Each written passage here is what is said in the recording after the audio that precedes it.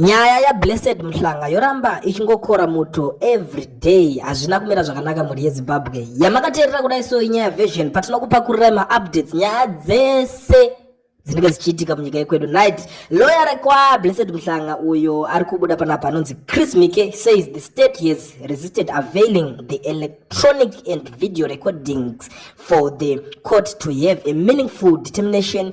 They also refused to give us that evidence in order for us to make a meaningful defense. Ndo mashoko aripo ari kubuda ari kutenderera ari kubuda neku the Standard iro newspaper rekwa ana Mhlanga vacho vabufuti. Saka ndo zvari kutaura kuti ayo makotsi ayakaya havasi kutomboda kutipa mukana wekuti tikwanise kuendawo kana makamera kuti nyika yese ivone igoziva kuti chii chiri kuitika, nyaya yacho yange ichitongwa sei, nyaya yacho yange ichindikinga sei. Patongoita pasi pemuti unongoziva kuti kana payanga iri kunana Mike Chimombe nyaya vakati makamera zingawo yapinde mukati patoro nyaya yakuna Mhlanga haichaningirina. Ukaona zvakadaro ziva kuti panenge pasina nyaya, vanenge vachida kungoda kupanicha munhu chete. Ndiko zvega zvinenge zvichiitika. Ende zuro ndizuro takambotambira mashoko pachinzi iye Mhlanga wacho ari worried, haasi kufara arimo mukati momo mari kutyira mhuri yake. Ndo zvimwe zvezvinhu zvaitaurika zvaibuda zvichitenderera futi. Saka iko zvino hama dzadiwa ndo patava ndo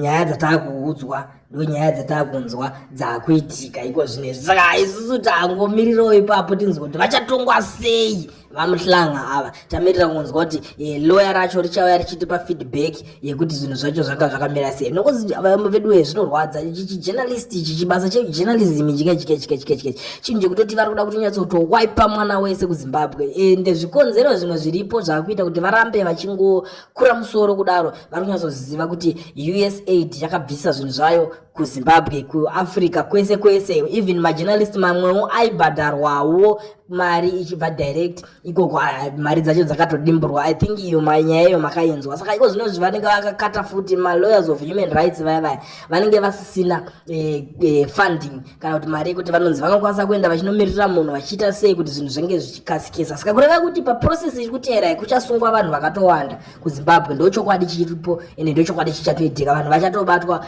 vakati wandei. Asi amen kuti munoionawo sei nyaya yacho ndo payave iko zvinezvi. Ndangoti ndingoya ndikokuzivisai kuitira kuti mugare muchiziva zviri kuitika. Sekutaura kwanambozviita kuti yamakateerera inonzi nyaya Vision pamunonzwa nyaya dzese dzinenge dziri paVision. Saka garai malaika mafollower mogara matiudzawo zvamuri kufunga mucomment section. Tosangana paVision ipapo.